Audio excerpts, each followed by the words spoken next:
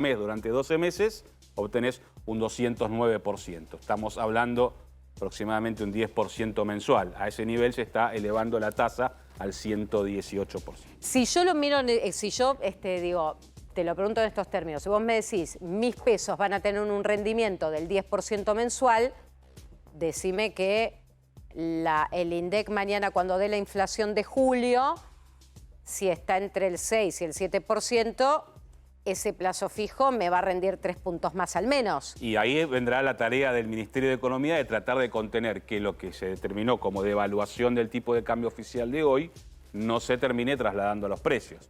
Precios que venían corriendo ya por arriba de un 7% en el mes de julio, en el mes de agosto, en lo que llevamos del mes de agosto. Si uno traslada la devaluación que se dio hoy en el peso a los precios de la economía en general, estábamos hablando de más de 2 cifras. Por eso ahora la tarea del gobierno es tratar de controlar que esos precios no suban por encima de lo que se está proyectando como la devaluación del tipo de cambio. Hoy hay una negociación en marcha y abierta con las empresas, sobre todo en materia de precios de canasta básica, lo que se denominan los precios justos. Bueno, por ahí viene un poco la tarea del gobierno de tratar de contener que no haya un traslado. Bueno, te voy a mostrar caras de dos candidatos. Seguime, Pablito. Te voy a mostrar caras de dos candidatos porque lo que estamos hablando es el país que se viene, el modelo económico. Si hablamos de Sergio Massa, de acá a octubre, su plataforma económica, ¿cuál es de planteo principalmente? Digo, ¿qué es? Porque acá me parece que la clave ahora es, está bien, Milei está en juego, ya te preguntaré de la de Milei está en juego.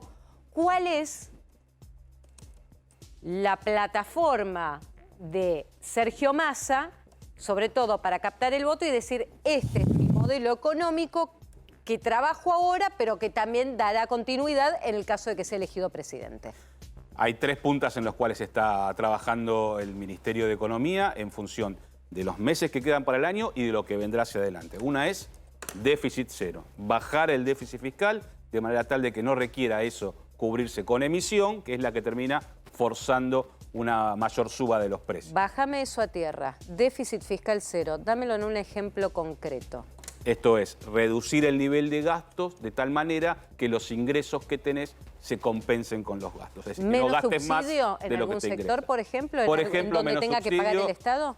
Tuvimos ya un recorte importante de los gastos en los últimos tiempos del 14% real por parte del Ministerio de Economía.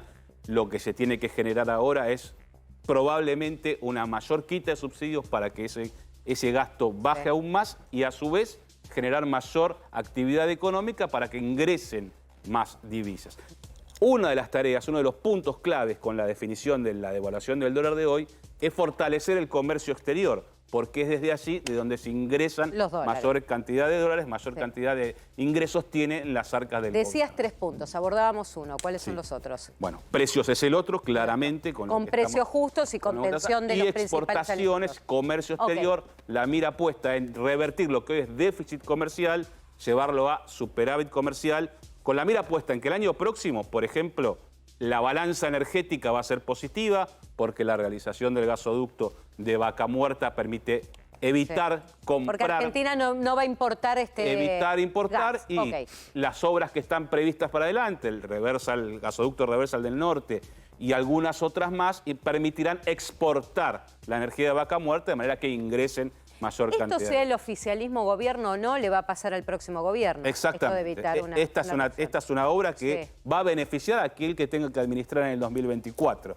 Revertir esa balanza económica negativa en el campo energético. Y la otra es que el campo empieza a generar lo que no pudo generar este año por la sequía, básicamente. Bueno, me voy a volver a acercar, ya vuelvo.